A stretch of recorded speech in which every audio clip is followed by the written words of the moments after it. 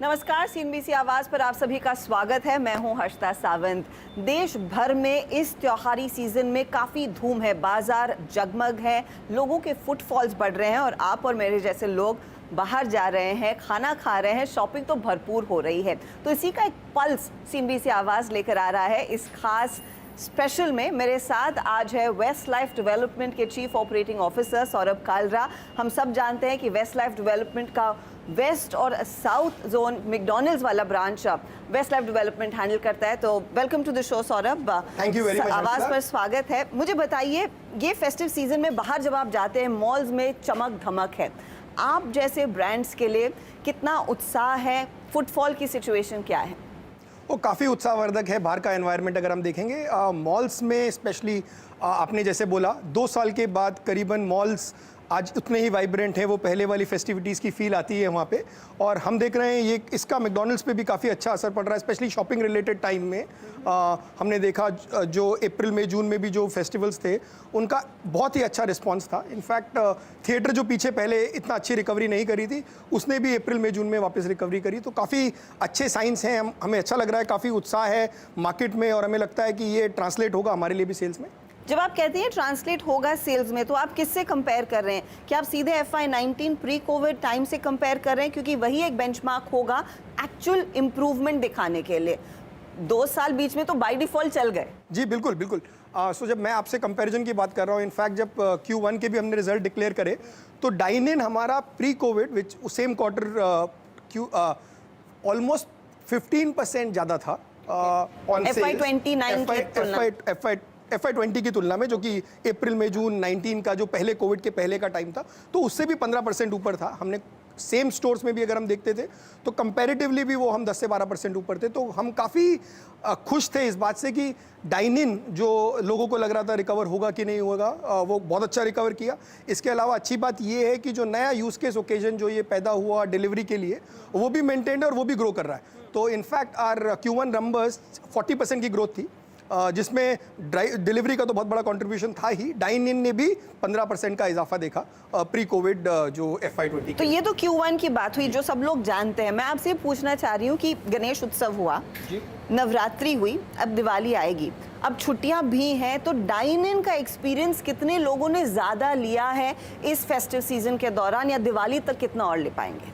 तो अभी तो हम साइलेंट पीरियड में चल रहे हैं, तो इसलिए आपको मैं नंबर तो नहीं दे पाऊंगा, लेकिन मैं आपको ये बात ज़रूर बता पाऊंगा कि Q1 में हमने काफ़ी इजाफा देखा और मोमेंटम कंटिन्यूड है। तो मोमेंटम इफ़ एनीथिंग ऊपर ही जा रहा है। तो हम बहुत खुश हैं इस बात से कि बहुत सारे स्टोर्स जो डाइन इन रिलेटेड स्टोर्स थे वहाँ पे बहुत चहल पहल है। और जब हम देख रहे हैं स्पेशली मॉल स्टोर्स बहुत ही अच्छे नंबर कर रहे हैं, मॉल फूड कोर्ट बहुत अच्छे नंबर कर रहे हैं। इवन हाई स्ट्रीट पे जो लास्ट टाइम वो सबसे पहले रिकवर किए थे प्री कोविड नंबर के लिए, उन्होंने भी कंटिन्यू किया है अपने अच्छे औसत को जो वो मेंटेन कर रहे थे। तो हमारे लिए जो Q1 का नंबर हमने तभी बोला था कि ये sort of base line number है, और कंटिन्यूसली देखेंगे हम इस पे कैसे इंप्रूव कर सकें। हमें लगता है क्योंकि कि होगा। इसके बाद तो क्योंकि आप मोमेंटम पिक ही करेंगे, क्रिसमस आएगा, फिर ऑफ कोर्स ईयर एंड होगा, तो आई एम गेसिंग वो फेस्टिविटीज के आसपास पिकअप देखने को मिलता है। लेकिन इसे अगर आप एक नॉर्मल डे से कंपेयर करें, फेस्टिव सीजन को नॉर्मल टाइम से कंपेयर करें, जब स्कूल चल रहे होते हैं और यहाँ पर छुट्टियाँ होती हैं, कितना फुटफॉल बढ़ता है और किस तरह के आउटलेट्स में वो फुटफॉल बढ़ता है?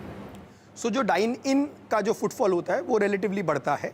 वो बढ़ता है, हर एक तरह के स्टोर में बढ़ता है, लेकिन थोड़ा ज़्यादा बढ़ता है जहाँ पे नेबरहुड है, जहाँ पे होम जनरेटर जो बोलते हैं हम उसको, जहाँ घर ज़्यादा है।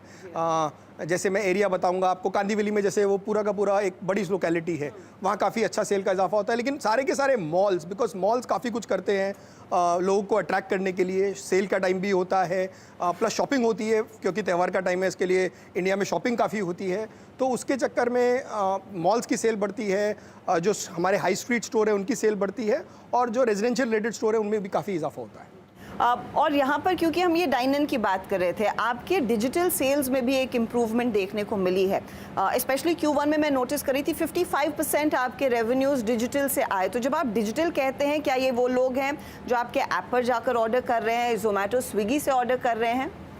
जोमेटो स्विगी इसमें इन्वॉल्व नहीं है। सो जब हम इसकी बात करते हैं तो हम कस्टमर को अपने देखते हैं कि ये ओमनी चैनल की हमने स्ट्रैटेजी बनाई थी कि कस्टमर को सेम कस्टमर को सेम एक्सपीरियंस मिले अक्रॉस टच पॉइंट्स। तो डाइन इन जैसे है, तो जैसे आप देखेंगे इस रेस्टोरेंट में भी हमारे पास सेल्फ ऑर्डरिंग कियोस्क है, तो इसको हम डिजिटल चैनल बोलते हैं बिकॉज हम इंक्लूड करना चाहते हैं ये हमारा डिजिटल एनवायरनमेंट इससे।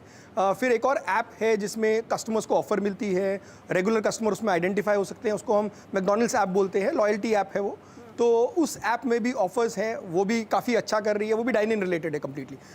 इसके अलावा जो हमारी अपनी ऐप है जिससे हम डिलीवरी करते हैं वो भी इसमें इंक्लूडेड है, थर्ड पार्टी ऑपरेटर इसमें इंक्लूडेड नहीं है। सो जब हम 55% की बात करते हैं, हम बात कर रहे हैं कि हमारे डिजिटल चैनल हमारे सेल को कितना कंट्रीब्यूट करते हैं, both online and offline.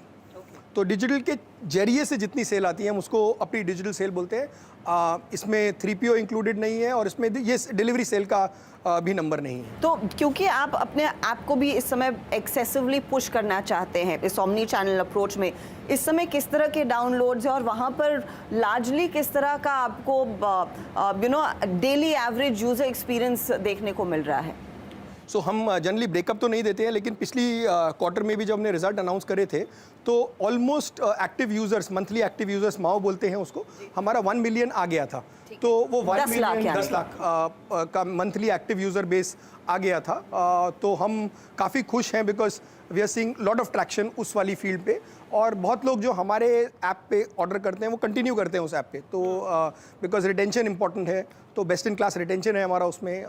Conversion भी जो आदमी ऐप खोलता है से एग्जिट करता है काफ़ी अच्छा है। जब हम कंपेयर करते हैं तो हमें लगता है कि हमारा best in class conversion ratio है, और एक्विजिशन जो मंथली अमाउंट है वो 10 लाख पे फर्स्ट क्वार्टर में थे, और ये मेंटेन करेंगे। ओके, अब यहाँ से प्लान क्या होगा अगर स्केल आपने करना है, क्योंकि आपके 25 साल हुए हैं भारत में रहकर, अब अगले 25 सालों के लिए क्या स्ट्रैटेजी क्या होगी बिजनेस को ग्रो करने के लिए, डिस्पाइट द फैक्ट कि आपने 2 डल ईयर्स देखे हैं और वहाँ से काफ़ी कुछ सीखा होगा आपने।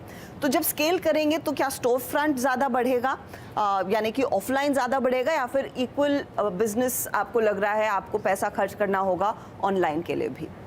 तो इसको मैं वैसे नहीं देख पा रहा हूँ। हम जैसे देखते हैं इसको हम बोलते हैं कि ओमनी कस्टमर है, ये कस्टमर की डिफरेंट नीड हैं, उसके हिसाब से स्टोर ओपनिंग होगी।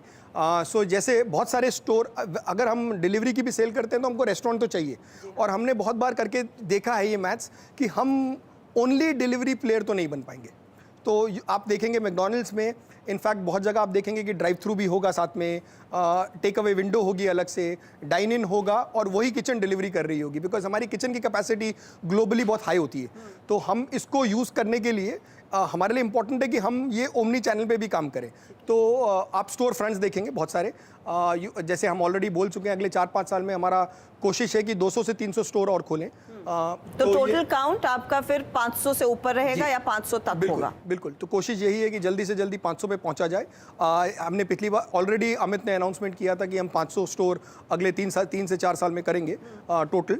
तो वो उस पे हम ऑन ट्रैक हैं, और हमें लगता है हम काफ़ी खुश हैं एक्चुअली, क्योंकि हम देख रहे हैं कि टियर 2 इंडिया में काफ़ी अच्छा रिस्पांस दे रहे हैं। बिकॉज पहले क्या होता था, टियर 2 को टाइम लगता था, 5-6 साल लगते थे एक नॉर्मल सिटी की एवरेज में आने के लिए, लेकिन अब हम देख रहे हैं कि बहुत जल्दी हो रहा है। तो उसको देख के हम भी बहुत एक्साइटेड हैं कि ये टियर 2 में ये चेंज हो रहा है, और हम भी पार्टिसिपेट करना चाहते हैं इस ग्रोथ में जो टियर 2 की है। तो जब आप कहते हैं टियर 2, तो सबसे ज़्यादा क्या फिर फोकस टियर 2 टाउन्स में ही ग्रो होने का होगा, या फिर if you compare it to आपके जो मेट्रो शहर हैं? मैं ये सवाल इसीलिए पूछ रही हूँ क्योंकि इस समय QSR सेगमेंट में कंपटीशन बहुत ज़्यादा है, और सिर्फ बड़े ब्रांड्स ही नहीं, छोटी कंपनियां भी जो हम लोकल डोमेस्टिक ब्रांड्स जो उभर कर आए हैं वो भी आपको टक्कर देते हैं। तो जब आप अपनी स्ट्रैटेजी प्लान करते हैं, किस तरह के एरियाज में सबसे ज़्यादा ग्रो और मार्केट शेयर को मेंटेन करने का इरादा है?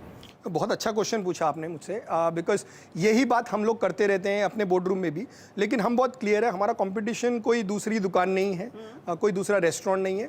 हमारा कंपटीशन जो है एक्चुअली कस्टमर्स के यूज़ केसेस है, कि हमारे कस्टमर कहाँ खा रहे हैं, कहाँ रह रहे हैं। जब डिलीवरी में आज की डेट में अगर कोई IPL का मैच देख के अगर डिलीवरी ऑर्डर करता है तो हमारा तो वो यूज़ केस कंपटीशन है। तो उसके हिसाब से अगर मैं देखता हूँ तो अभी हम काफ़ी इस बात से खुश हैं कि बहुत सारे मैकडॉनल्ड के यूज़ केस ओकेजन जो कोविड के टाइम पे बंद हो गए थे वापस आ गए हैं, इनफैक्ट प्री कोविड से भी ज़्यादा अच्छा कर रहे हैं।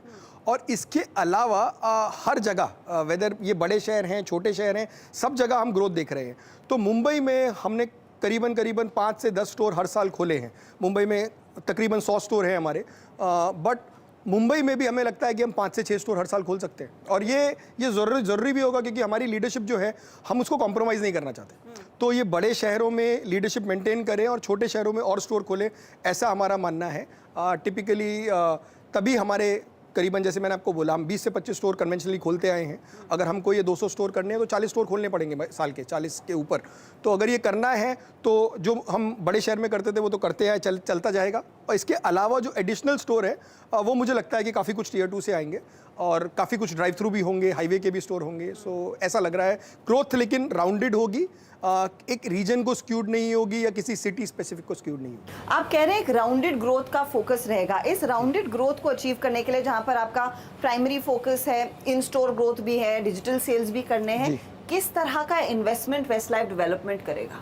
हम ऑलरेडी मार्केट प्लेस में एक इंडिकेशन दे चुके हैं कि 800 से 1000 करोड़ के आसपास का हम नेक्स्ट 4 to 5 ईयर्स में इन्वेस्टमेंट करेंगे टू फंड दिस ग्रोथ, और ताकि हम ये कर सकें। टोटल नंबर ऑफ स्टोर्स की ग्रोथ ही है एक्चुअली, इसमें री इमेज भी इंक्लूडेड है, जहाँ पे हम अपने स्टोर्स जो पुराने हो जाते हैं उनको अप टू डेट लाते हैं, ताकि हर स्टोर में जो डिजिटल स्टोरी की मैं बात कर रहा था वो हर स्टोर में प्ले आउट हो सके। सो वैसा हमारा मानना है कि this will be good enough to fund for our growth. And this will be pan west and south. जी, जैसे मैंने बोला, राउंडेड ग्रोथ होगी वेस्ट और साउथ की। सो टिपिकली जैसे मैंने बोला 40+ रेस्टोरेंट हम करना चाहते हैं। 40 to 50 का रन रेट, नया रन रेट आप देखेंगे कि जैसे जैसे हम आगे जा रहे हैं तो उतने रेस्टोरेंट खुल रहे हैं हर साल। ओके, तो अच्छा खासा स्केल देखने को मिलेगा, लेकिन इस स्केल में कंपनी अपना मेन्यू भी थोड़ा सा बदल चुकी है, और क्योंकि हम मैकडॉनल्ड्स में हैं तो पेट पूजा तो बनती है। हम करेंगे कुछ खास ऑर्डर, आप फटाफट लौटिएगा इस ब्रेक के बाद, और बात होगी कि क्या नया दिखने वाला है मैकडॉनल्ड्स के मेन्यू में गोइंग फॉरवर्ड।